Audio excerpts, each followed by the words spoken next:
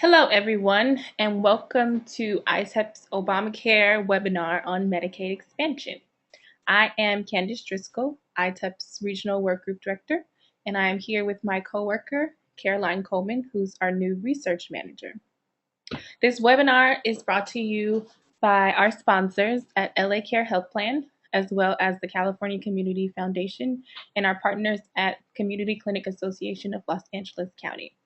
So today we plan to just walk everyone through all of the details that are going to occur as Medicaid expands next year in 2014. We will have a webinar next week on Cover California, but this week is just going to cover Medicaid expansion, particularly Medi-Cal in California. So let's get started.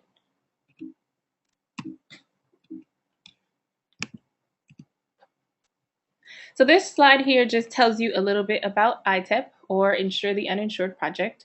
We are a nonprofit, nonpartisan health policy think tank. We're based in Santa Monica, and we do a lot of writing and research on health reform within California. And our mission is to help increase coverage to California's uninsured. And these are a list of our generous funders. So let's start from the very beginning by talking about even the goals and the purpose of health reform. So the Patient Protection and Affordable Care Act, or the ACA as you will hear us call it throughout this presentation, had three major goals in mind. Number one, of course, is to help increase health coverage to more uninsured Americans, and it does this by two major expansions, both in Medicaid and in Cover California. The other goal of the ACA was definitely to help reduce healthcare costs and improve affordability. I think everyone can agree that our healthcare system in America has been very costly, and the price of healthcare has been very expensive for a lot of Americans. So the ACA has certain provisions and protections in place to help improve costs and affordability for more people. And of course, the overall goal when looking at health is always to improve people's health. So I touched on this briefly. The two major coverage expansions that the Affordable Care Act provides is through Medicaid, Medi-Cal in California, and through Cover California, which is our insurance market exchange. So today, this webinar is just going to be covering the portion on Medi-Cal expansion. And if you are curious about Cover California, you can tune in with us next week for that webinar. So this picture here just gives a graphic of how current insurance is in LA County. As you guys will notice with the dark blue slice of the pie, a majority of people in LA County are covered through their employers. And this is not uncommon, as many people in America at large receive insurance through their employers. Another large majority is covered through Medicaid or Medi-Cal in California. And so what the ACA really tried to do was to include individuals in that green slice, the uninsured population, and those individuals who are in that red slice, or those who purchased insurance on the private market, and really tried to, number one, expand coverage for those who are uninsured and provide more affordable coverage for those who may be purchasing coverage now in the private market. This slide depicts the uninsured in LA County by income. And so the great thing to note here is that there is a myth out there, and a lot of people think that uninsured people are mostly low income. And as you can see by this distribution, that is definitely not true. The uninsured range at all income levels. As you can see, a third are below poverty, another third are between 100 and 200% of poverty, and the other third is above 200%. So the uninsured is spread across all income levels. In LA County, we have about 1.8 million uninsured residents. So this slide just really illustrates why it's so important to have healthcare coverage whenever possible. 1 in 4 people with no insurance lose all of their savings to help pay medical bills. It's also a reason why a lot of people file for bankruptcy.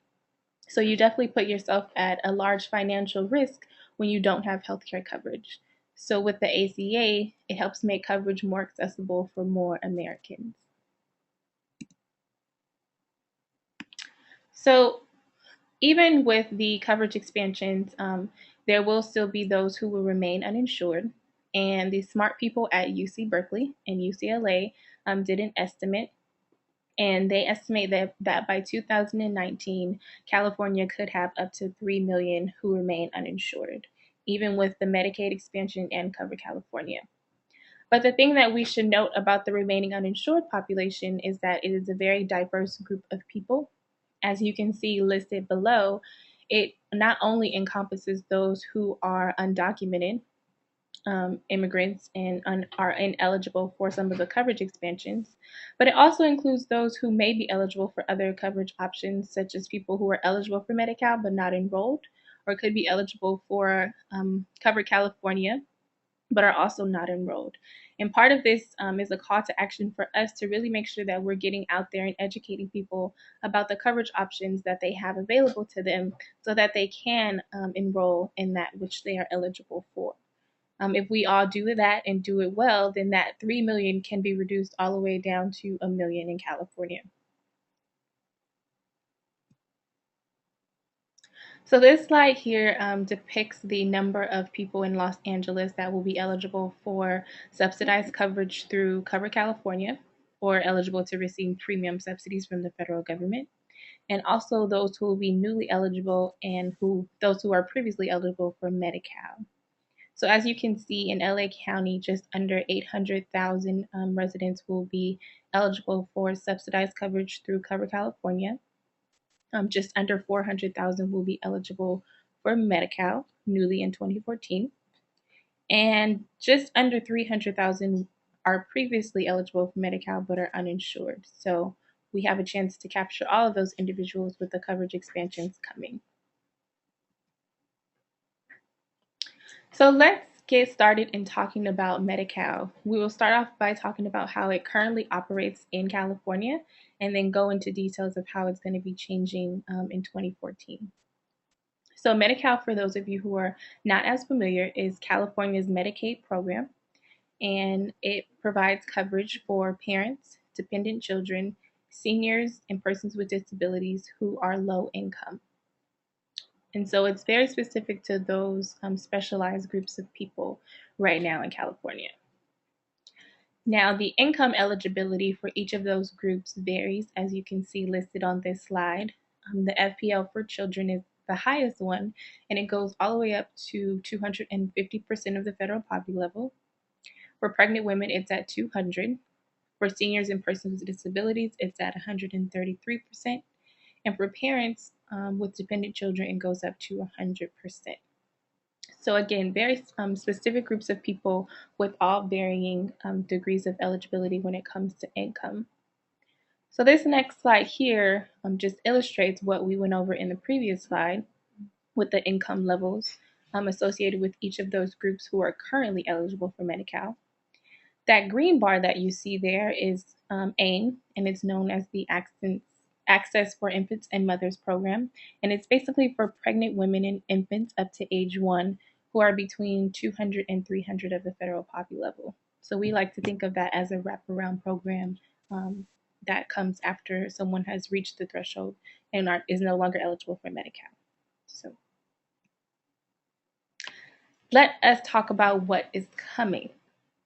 So as we talked about before, Medi-Cal currently covers very specific groups of people with varying income eligibility standards. So in 2014, January 1st, 2014, Medi-Cal is actually going to be expanding to include more Californians who are citizens and legal and permanent residents. And it's going to expand to include those who have incomes up to 133% of the federal poverty level. Now, for an individual, this is about $15,000. For a family of 4, it's about $31,000 a year. So effectively what this does is raises that eligibility standard for parents from 100 to 133. And it also extends coverage to those adults who do not have children whose incomes are below 133% of the federal poverty level. So effectively, this is really increasing the program and expanding it to include more Californians who are low income. So let's talk a little bit about how the enrollment process is going to be changing going forward with Medi-Cal. Currently, I think that we all can agree that the Medi-Cal process for enrolling can be very cumbersome, and it's a bit of a paper chase and can be quite complicated at times depending on which group that you fall in. So, what the ACA tries to do is to help really streamline the enrollment process by modernizing things and making enrollment more simplified for those who are eligible for the program. So, the Medi-Cal application will now be available online, and it can be processed electronically. People can still apply for the program in all the traditional ways that they do now, whether it's through the county social service office or via telephone. All of those avenues will still be available. But the great thing is that the application can now be accessed electronically. It also simplifies the income standards that are currently used in the Medi-Cal program. These standards are associated with the old welfare standards. So, what the ACA tries to do is really update that and simplify things by changing the way income is counted. So, now when someone applies for Medi-Cal, it's going to look at their modified adjusted gross income, or MAGI as it affectionately is known, and that's going to be the income standard. The other thing that you all should note is that the ACA eliminates the asset test for all of those who are newly eligible for the program. And so this means that if you have a house or a savings account or anything of that nature, that is not going to be counted against you when applying for the Medi-Cal program. And it really allows people to make those responsible financial decisions and set aside money if you choose to, or invest in a home and all of that, and still be able to be eligible for this coverage option. So the asset test is going to be eliminated for all of those who are newly eligible, and the only groups that will have to continue with the asset test are seniors, persons with disabilities, and those who are applying for the medically needy portion of the program. For all other groups, the asset test is no more. The other thing that the ACA does in terms of simplifying income tests is puts in place a standardized 5% income disregard. And so this means that the first 5% of someone's income is not going to be counted. And so we said previously that Medi-Cal is going to be expanding to 133% of the federal poverty level. Well, with this 5% income disregard, that's effectively going to be 138% of the federal poverty level. So you may hear it mentioned both ways. But basically, what it does is provides about a $600 cushion for people in terms of income, and they will still be eligible for the Medi-Cal program. So let's just recap the three ways that the ACA helps simplify the way that income is counted. The first one is that it's going to use the modified adjusted gross income standard, or MAGI. It's going to implement a standardized 5% income disregard for all individuals, effectively raising the eligibility level to 138%. And number two, it's going to eliminate the asset test for all groups except those who are seniors, persons with disabilities, and those in the medically needy portion of the program. And you may be wondering why this is, and it's because of the high cost that can be associated with long-term care that a lot of individuals in those groups may need. The other thing that the ACA does is really helps to consolidate eligibility categories. And so right now in California, we have about 150 different aid codes that people can use. And so the ACA provides an opportunity for states to really consolidate things into the basic categories that you see here: adults, children, parents, and pregnant women. Lastly, it helps improve the renewal process.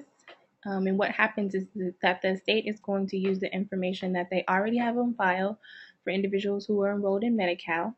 And so they're going to pre-populate the form, and all basically you have to do is change different things that may have changed from the previous year when you provide. For example, if your income happened to drop or went up a little bit, then you would indicate that. If you moved, then you would indicate that on your application when you renewed your Medi-Cal.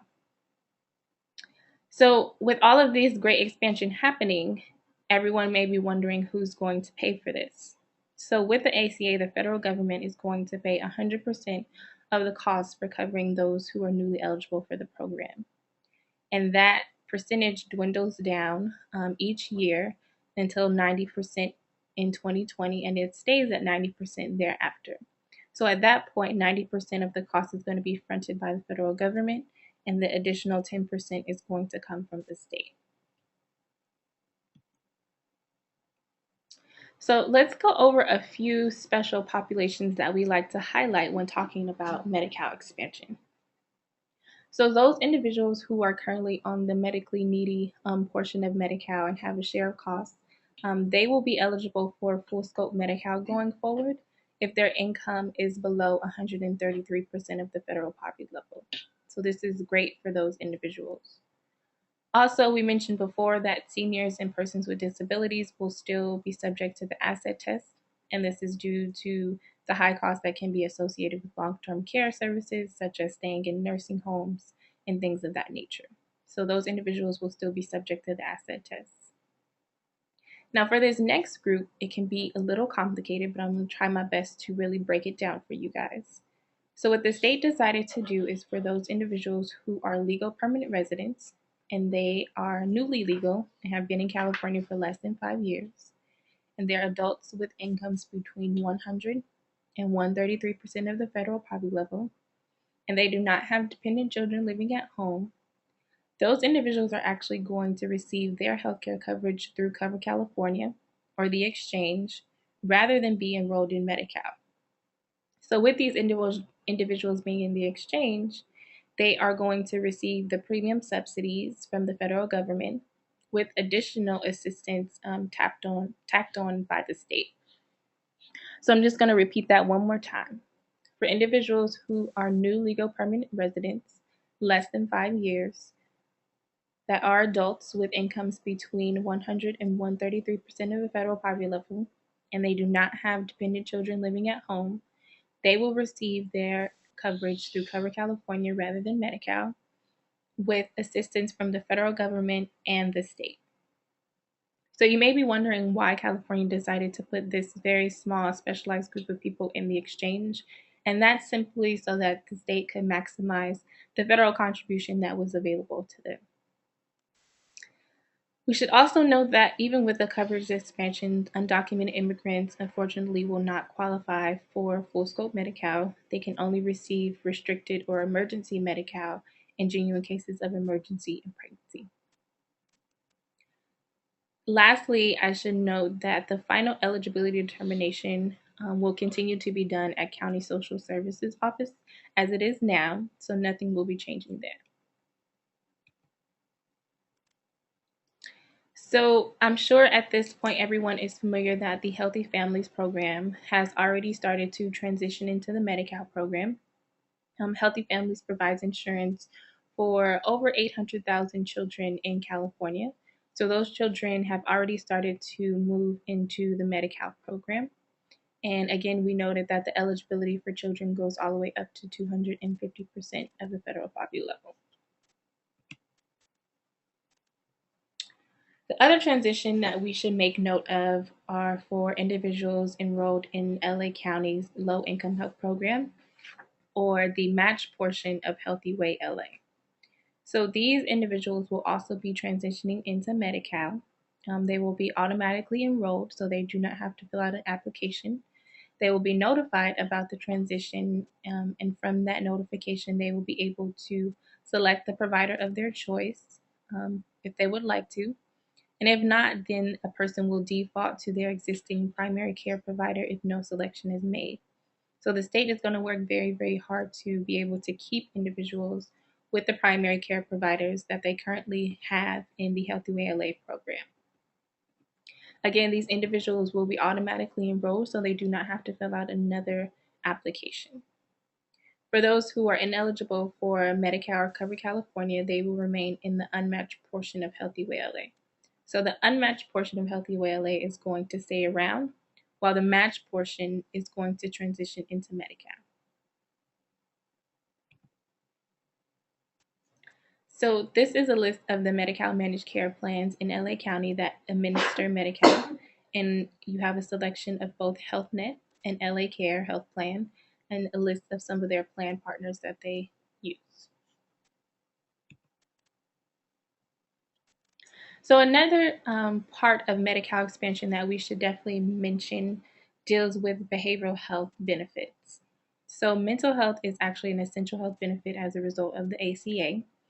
And we really applaud California because they took the initiative to make mental health services more accessible for those individuals who will be enrolled in the Medi-Cal program.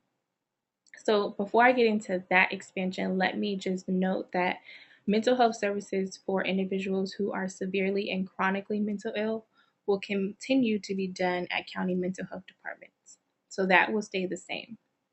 The thing that is changing and the expansion that is happening is that psychological services are now going to be available for those individuals who have less severe mental illnesses, such as depression and anxiety.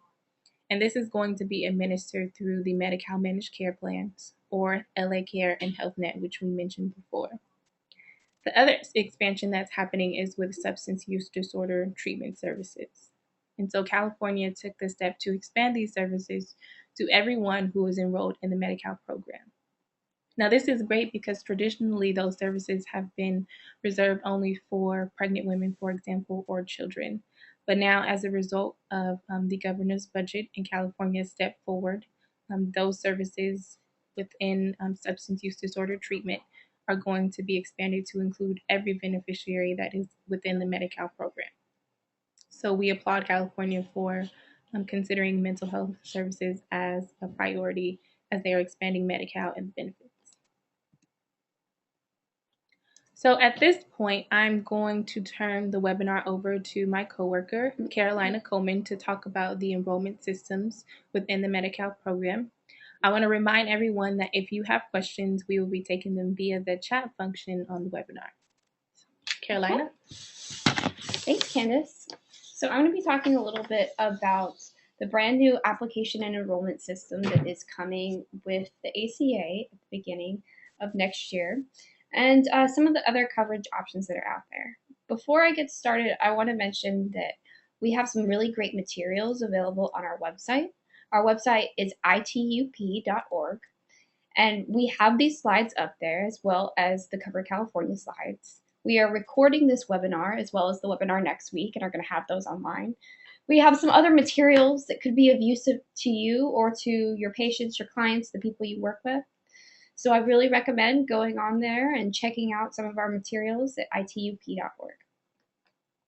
Okay, so one of the big parts of the ACA is requiring states to create one application and enrollment system for both their Medicaid program and their state exchange. This is great because a lot of people don't necessarily know what program they're going to qualify for when they go to apply. So it's a no wrong door approach where you go in, you submit an application, and you get connected to the right program. Our new system in California is called CalHERS.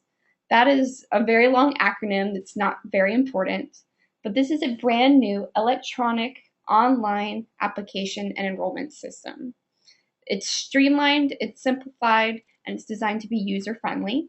So it can be used by an individual consumer applying for coverage, or it can be used with some help from someone who's been trained and certified by Cover California. Like I mentioned before, this is the system we're going to use for both Medi-Cal and Cover California. This system is online, but you can also apply in some more traditional ways. You can apply via a paper application in the mail. You can call into one of Cover California's great call centers, and they will guide you through the whole application process. Or you can apply in person. You can do this either through a county social services office, like you do now for Medi-Cal, or you can do it through what we call in-person assisters, and I'll talk about who those people are, but they're from community organizations, and they've been trained and certified to help you enroll. The one thing I want to note about this is that we're going to have this great online enrollment system, and it's going to make real-time eligibility determinations generally. But ultimately, Cover California makes the eligibility determinations for Cover California, and the county social services offices make the eligibility determinations for Medi-Cal. So enrollment opens up October 1st and goes through the end of March of next year, and coverage can start as early as January 1st, but will depend on when you apply and are deemed eligible. So a little bit about this new streamlined application and enrollment system. The application form is pretty simple, it's pretty straightforward. Those of you who are fairly familiar with the Medi-Cal application process right now may know it's a little bit antiquated. It's a paper-based system, and it's primarily done in person. Well, this system, you don't have to show up somewhere. You can do it all by phone, all online, and it's just more straightforward. Right now with Medi-Cal, you have to prove a lot of things. You have to provide a lot of documentation and pay stubs. We're basically mitigating the need for a lot of that right now. We are using that modified adjusted gross income MAGI standard for both Medi-Cal and Cover California, with that exception for seniors and persons with disabilities, which means there's no asset tests and there's just that simple income disregard for Medi-Cal of 5%. So that MAGI you may have heard of before, and that's because it's commonly used in the tax world. It's on your tax return that everyone files. It's 937 on Form 1040. And that's just an adjusted, after your deductions, assessment of how much money you make every year. This system also has what we call electronic cross-checks. That basically means that this system in California is linked up to some federal systems. It's linked up to the IRS and the Department of Homeland Security. That means that when you say, I made $40,000 last year, it goes and checks with the IRS and see, is that what your tax return said? This is really great because this is what makes the real-time eligibility determinations possible. And so people can find out if they're eligible on the spot and get coverage right away. Now, not everybody's answers will always link up to the IRS and those cross-checks, like if your income changes from year to year. In that case, Cover California may come back to you and say, well, why is this different from what's on your tax return? And you just say, I got a new job, or I got a raise, etc. And there may be a conversation that you have about that, and you may not have that instant eligibility determination, but they still are mandated to give you a final eligibility determination within 45 days. So let's talk about who is out there to help you receive assistance and help people enroll. So there's a whole big group of people who have been trained and certified through Cover California. We generally call them certified enrollment counselors, but one of the terms you may have heard of are in-person assisters, navigators, etc. These are different kinds of people, but they all share the same goal, and that's to help people apply for coverage and get coverage. So the in-person assisters are people who have been certified and trained, and they are linked up to what we call a certified enrollment entity. That basically means they're an employee or a volunteer, a contractor of a nonprofit organization, a community clinic, a school, some sort of organization that has been contracted with Cover California and is monitoring them to make sure that they are providing accurate information. This group of people gets paid $58. It goes directly to the enrollment entity for every enrollment that is successful, and that's for Cover California or for Medi-Cal. There's also another group of people that's not as relevant in California right now. It's called the navigators. You may hear more about these in other states. This program in California has been delayed until June next year in California, but these are some other people who are out there trying to spread the word. Finally, we have your friendly neighborhood brokers and insurance agents. These people have been in the community for many years who sell insurance. They're still going to continue to do so. They can sell Cover California plans. However, they do have to be registered through Cover California, and they do have to provide information in a fair and balanced way. Finally, Cover California has call centers. They have a telephone hotline that you can call up and get application assistance. It can range for, I have one quick question, to I want a step-by-step guide through the application process. There are 3 call centers that Cover California has, and they can help you apply for both programs. Some of you listening may want to find out how to be an in-person assister or get your entity to become a certified enrollment entity. You can call this phone number right here or send an email to the address listed, and they can help you find out about the application process. If you are not connected to an organization that's becoming an entity, you can still get hooked up with someone in your community, and this number can help you as well. The training to become an assister is absolutely free. To apply is absolutely free. It can be online or in person. Now remember, you have to be connected to a certified enrollment entity, And when you become an assister, you have to provide assistance for free. You cannot charge for that, and that assistance has to be in person. It can't be over the phone. One thing that I should note, this is Candace, before we get into the remaining uninsured section, is that a lot of you may be wondering why Carolina was talking about Cover California when this webinar is talking about Medi-Cal. And so the point of clarification that I want to provide is that what California tried to do is to make a no wrong door policy to where no matter which avenue someone comes in and applies for the program, they will be pointed in the right direction. So, for example, if you happen to log on to Cover California and it turns out that you're actually eligible for Medi-Cal, you will definitely be pointed and routed in the right direction to where you can complete your Medi-Cal application. Also, the open enrollment period that Caroline mentioned that starts October 1st and goes to March 31st, that is to purchase commercial coverage through Cover California. With Medi-Cal, however, I'm sure we all know that you can apply for Medi-Cal at any time, and there's 3 months of retroactive eligibility. So that's going to stay in place. You can continue to apply for Medi-Cal at any time and receive the 3 months of retroactive eligibility. It's just no matter which avenue you come in, whether you call the call center through Cover California, whether you log on, whether you go to your county social service office, there's a streamlined central portal for everyone to apply and receive the coverage that they're eligible for. Candace is absolutely right. And those are some really good points. So I'm going to switch gears a little bit and talk about what's going to happen after we implement the ACA and who are these people who are going to remain uninsured. So the ACA is going to expand coverage and offer access to a lot of people who didn't have it before. Despite that, there's still going to be some people who do not get insurance for whatever reason. There have been a lot of estimates out there. It's estimates that there could be 3 million people in California who still remain uninsured. You know, it's going to take some time to get these people in the system, and we're hoping that that number will trickle down with time. However, most of these people, about half, will actually be eligible for some sort of program. They should be eligible for Medi-Cal, or they should be eligible for Cover California with or without premium subsidies. This population that remains uninsured are estimated to primarily be Latino, limited English proficient, low-income people, and reside in Southern California.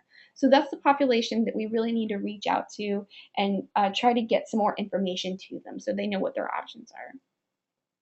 There are a number of reasons why people may remain uninsured. Some of them include they may not understand the programs that are available. They may not know that they are eligible for them. Some people may not be able to afford Cover California premiums. And then there's also the immigration status issue, given that the undocumented do not benefit from any of the coverage expansions under the ACA. Those who do remain uninsured are going to continue to rely on the safety net providers that already exist and are already serving this population. So community clinics, county hospitals, those kind of providers that are working with the remaining uninsured. Okay, just a few reminders about special populations that we frequently get specific questions on. Legal permanent residents are generally eligible for all the same programs that U.S. citizens are. There is one little caveat to this, and Candace mentioned this. It's a very small and very specific population. These are adults who have no dependent children living at home with them, and they are new legal permanent residents, and they've only been in the U.S. for less than 5 years. And they are only between 100% and 133% FPL. If you meet all of those criteria, then instead of being Medi-Cal eligible as you would normally be if you are a U.S. citizen, instead you're going to actually go into Cover California, into the exchange, and you're going to get some extra premium assistance on top of the federal premium assistance. And this is going to come from the state. It will effectively make your premiums as close to zero as possible and your copays, etc., very, very close to zero, if not zero itself. It's going to basically mean that you have essentially Medi-Cal coverage. This is just to maximize the federal dollars that the state can take advantage of. Basically, the federal government's rule is that they don't pay for new legal permanent residents for Medi-Cal for adults.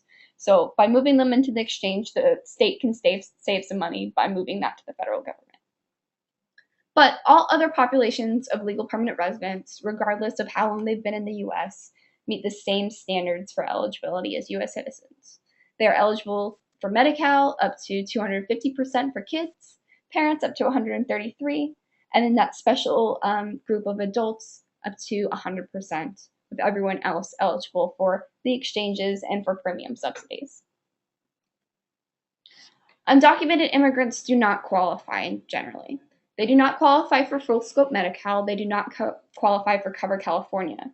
They do not qualify for premium subsidies in Cover California.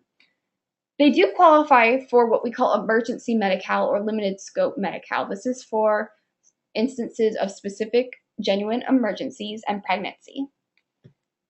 This group is also not subject to the individual mandate that you must have insurance. So they are not going to get penalized if they remain uninsured, given that they're not going to have new options under the ACA.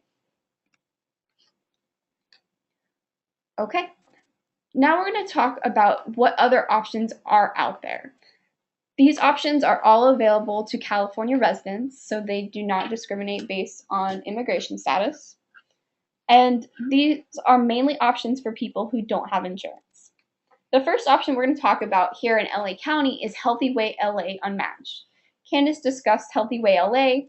They have a kind of separate program that's the unmatched portion.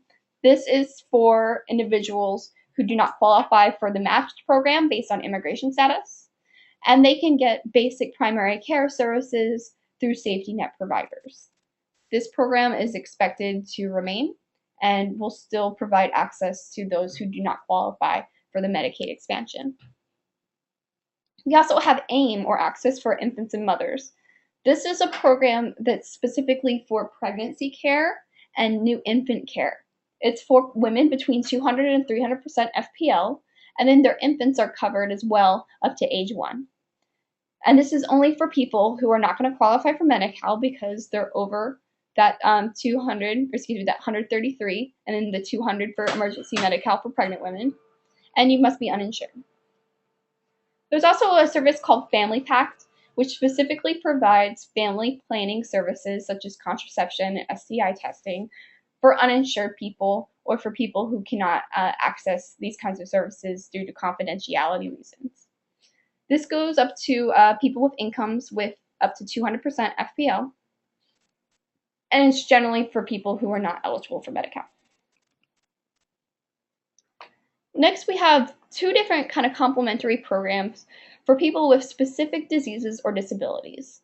The first is CCS, California Children's Services, and this is for people under age 21 who have a very specific list of conditions.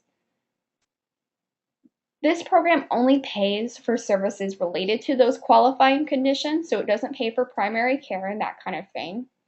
And they have a number of specific income and eligibility guidelines where a family has to make less than $40,000 or has to have very high medical expenses, or they're enrolled in Medi-Cal. GHPP, or the Genetically Handicapped Persons Program, is the counterpart to CCS for adults. This is for people over 21 with similar genetic conditions, but not as many genetic conditions as covered under CCS. This does include more services, including primary care, and does not have the same income limitations, but it only includes a few diseases as compared to CCS that has a very wide range of diseases. Finally, here in LA County, we have our Healthy Kids program. Healthy Kids in LA is limited to ages 0 to 5. It differs on a county-to-county basis, so if you're outside of LA County, you may want to check to see what your local program offers. This is pretty comprehensive coverage, including vision and dental, and it's administered by LA Care at the Children's Health Initiative, and it goes all the way up to 400% FPL and does not consider immigration status as an eligibility criteria. With that, we want to show you this diagram. This is a look at what coverage options are out there. And as you can see, there's a lot of different programs that have all different kinds of eligibility criteria, particularly based on income. That big red chunk is our Medi-Cal. Right now, it's distributed amongst a lot of different groups. that's being consolidated next year with a floor of 133 or 138% FPL. So anybody below that income guideline who has a legal immigration status can qualify for Medi-Cal. It goes even higher for kids and pregnant women. And anybody over that can qualify for Cover California and get subsidies up to 400% FPL. Those above 400% FPL can still get Cover California, but they're not going to get premium assistance or premium subsidies. Then to the right, you have those several different programs that we just went over. Healthy Way LA Unmatched, Family Pact, etc. Those programs are planning to still be around to help people who don't otherwise have coverage, but these are the options that are available. So we like to go through some of our scenarios real quick, and then we're going to take a lot of questions and go over some of the pressing topics you want to talk about. We like to do these scenarios to just give you a specific example of how people are going to be impacted by these new coverage expansions. So our first scenario is Crystal. Crystal is 20 years old. She is unmarried and does not have any children. She works part-time and makes $12,000 a year. Crystal is also undocumented.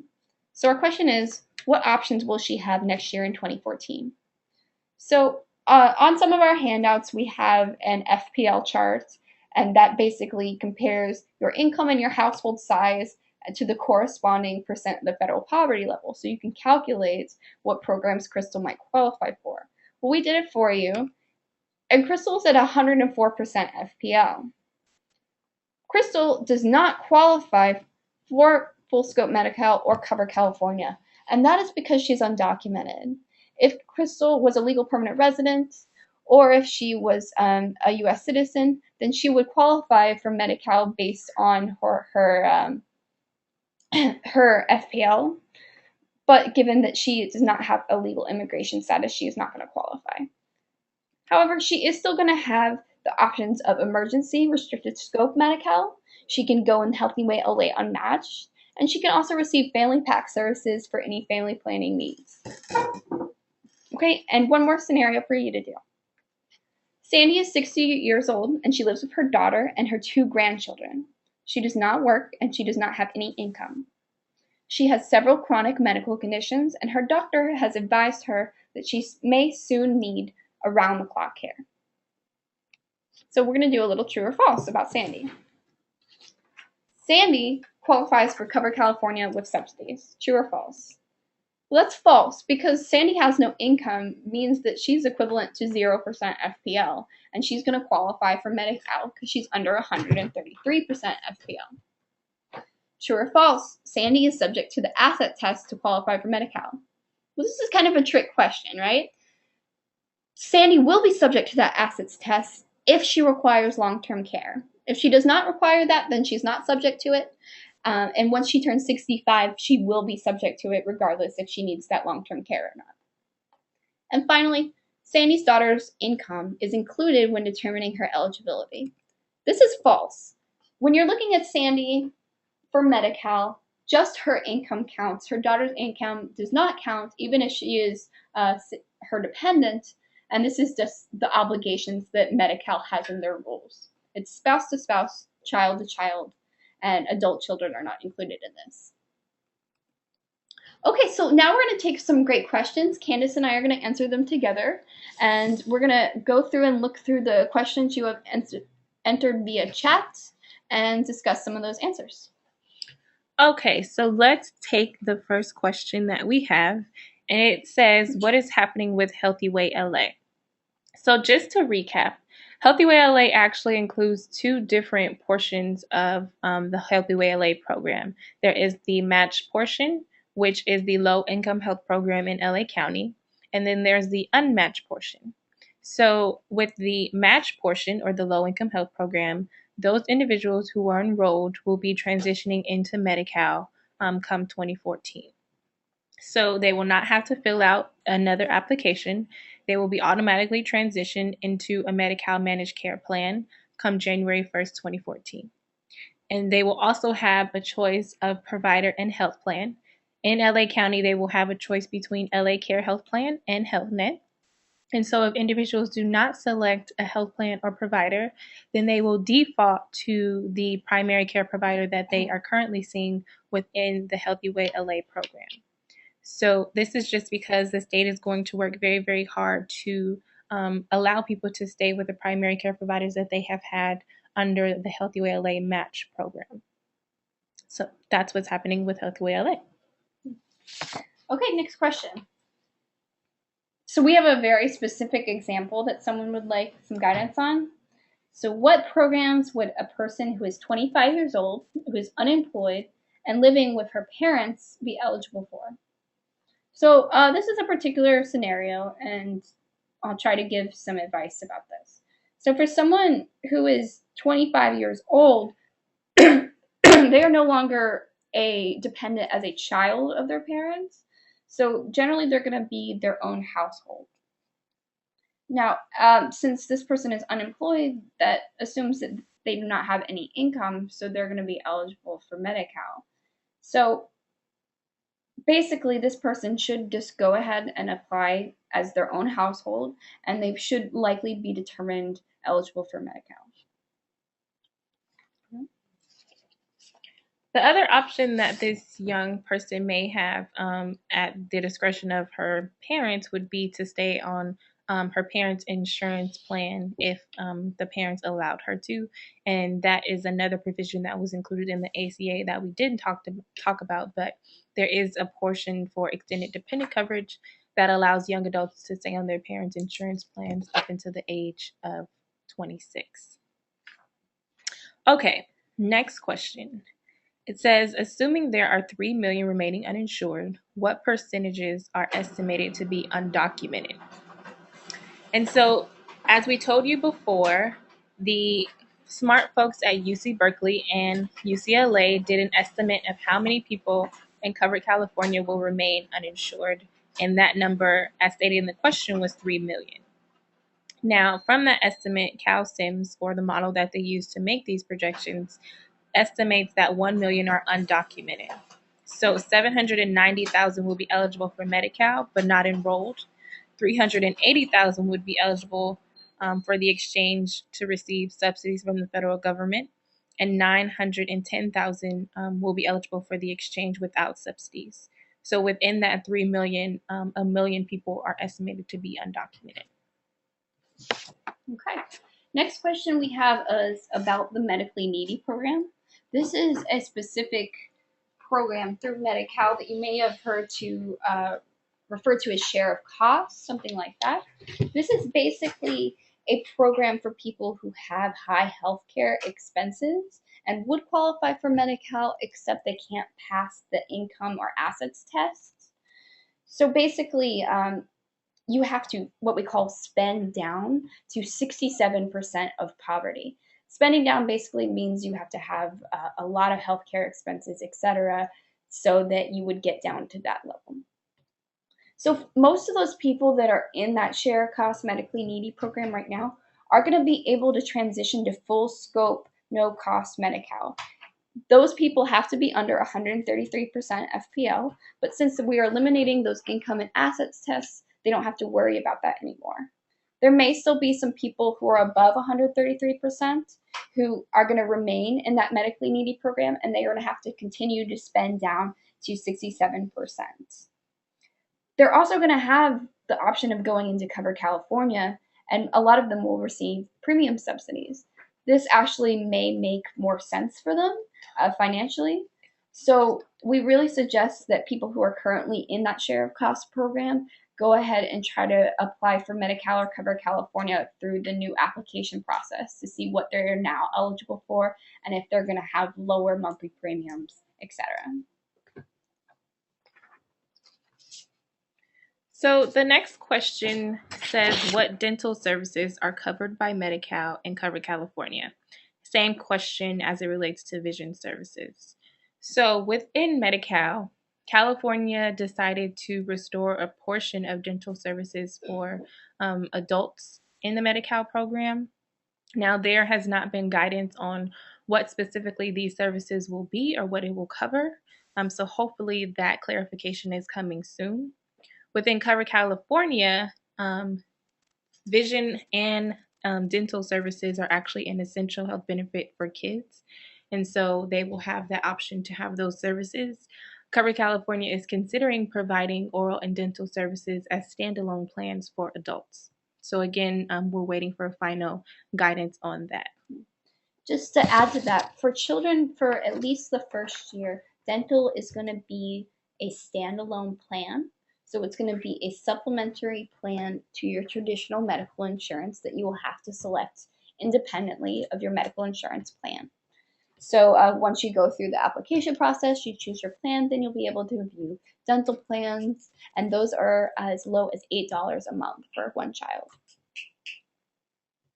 Okay, the next question we have is about immigration status and what legal immigrants with work visas and other kinds of visas are going to qualify for.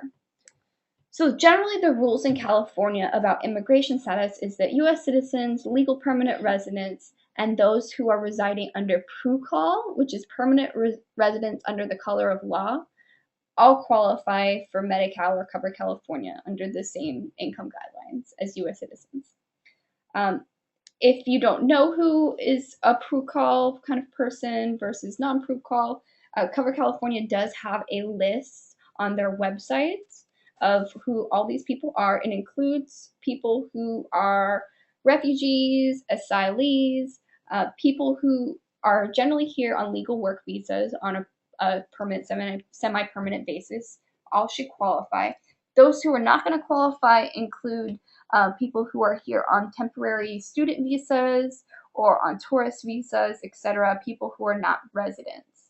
So really the PRUCAL guidelines are the ones that you want to follow for that.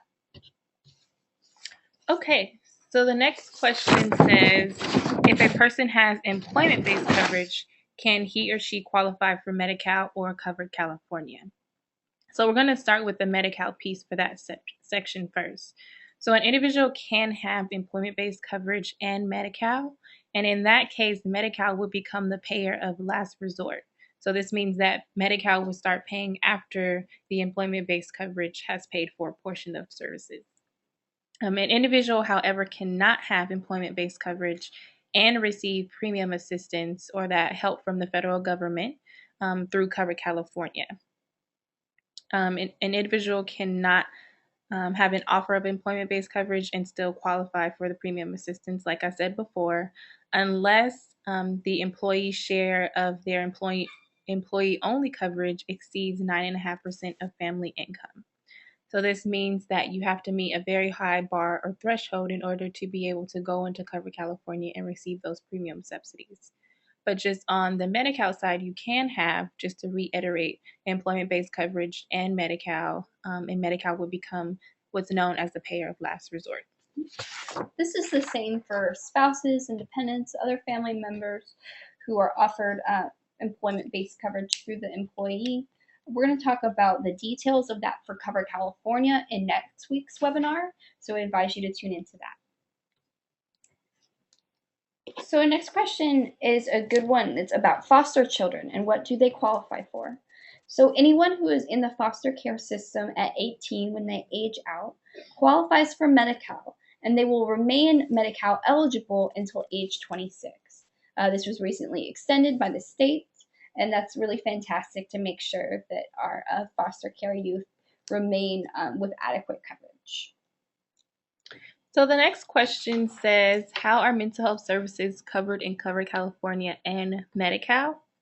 And so since this is the Medi-Cal webinar, I'll speak more heavily to the Medi-Cal portion of how mental health services are covered. If you guys will remember, we talked about in a few slides ago how California decided to expand the behavioral health option in California for individuals who are enrolled in Medi-Cal.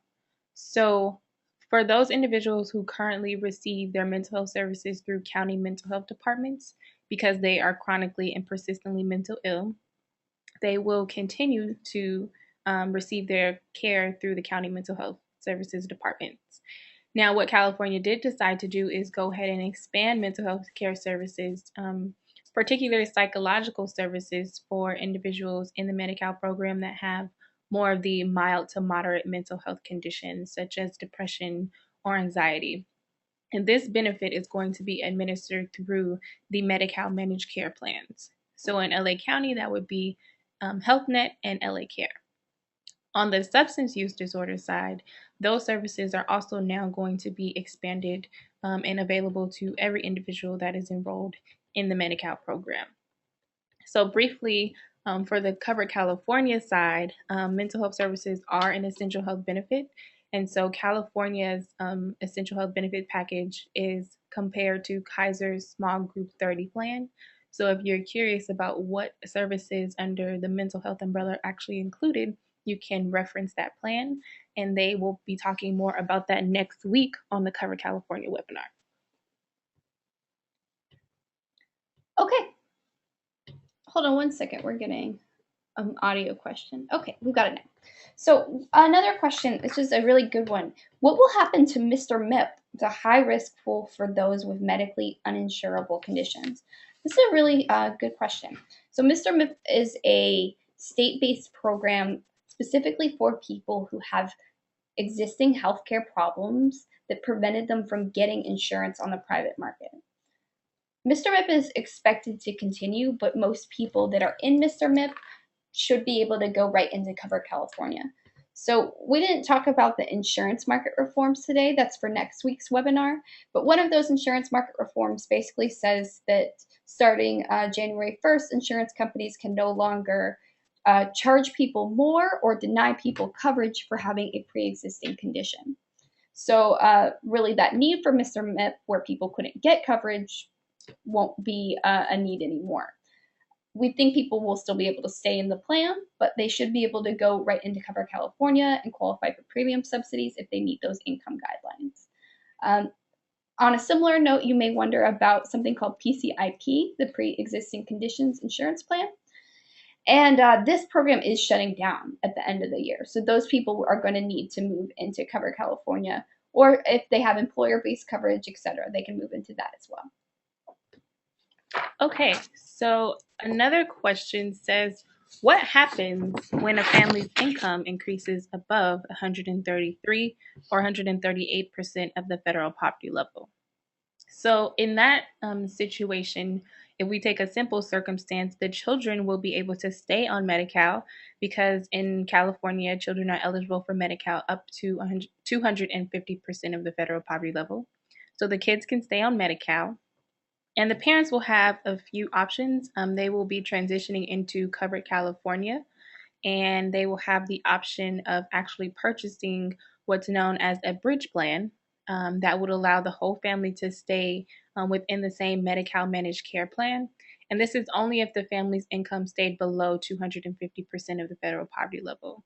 So the kids would stay in Medi-Cal, and the parents would transition into Covered California and have the option of purchasing all the plans that are available, but they can also purchase a bridge plan, which is the Medi-Cal managed care plan on the commercial side within Covered California. But what it does is help the whole family stay with the same doctors that they will have been seeing in the Medi-Cal program and stay within the same provider network. So really protecting the continuity of care for the entire family. Okay, a few more questions. Are there penalties for individuals who choose to remain uninsured?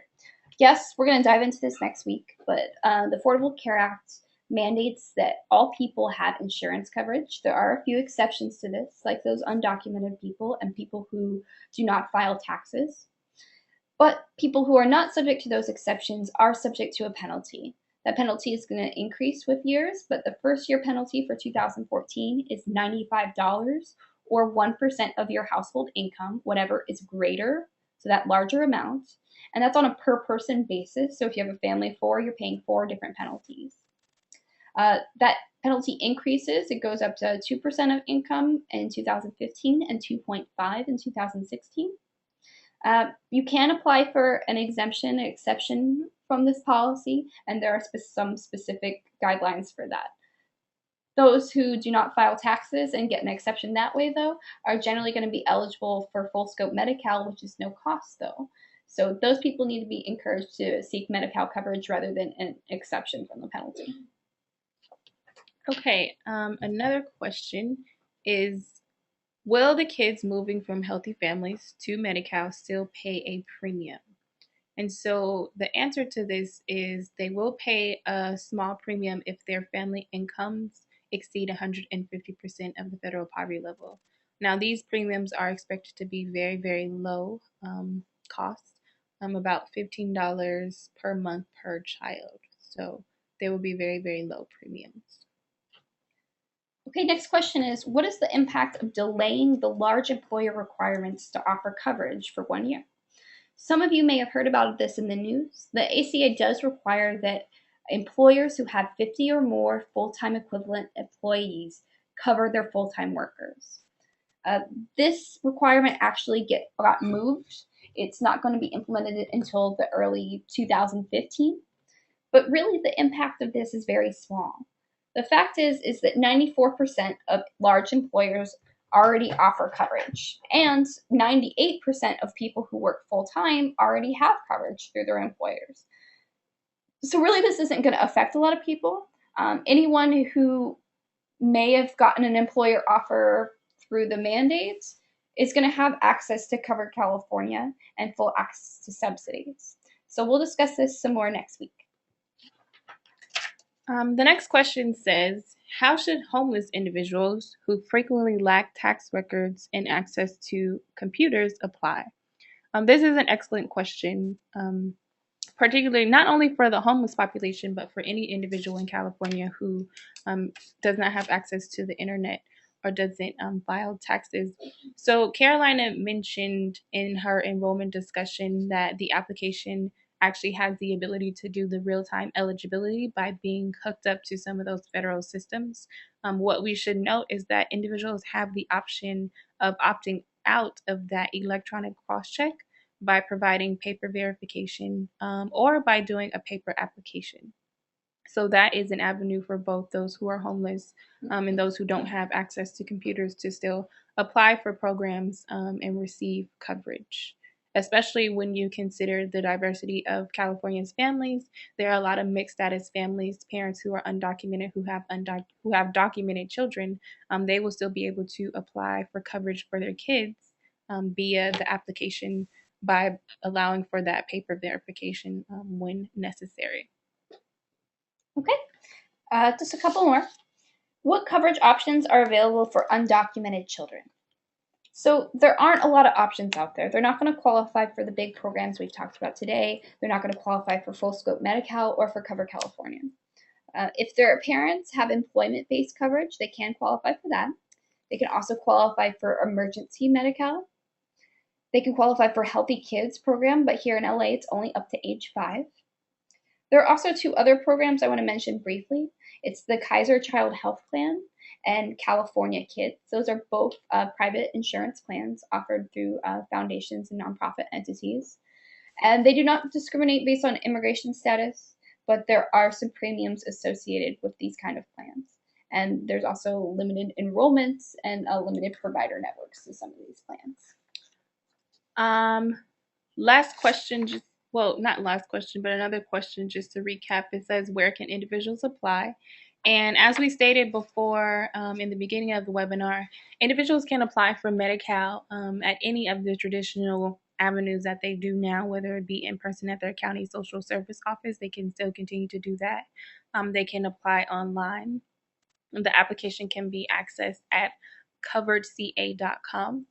You can also find a number to call centers there, and you can apply via phone.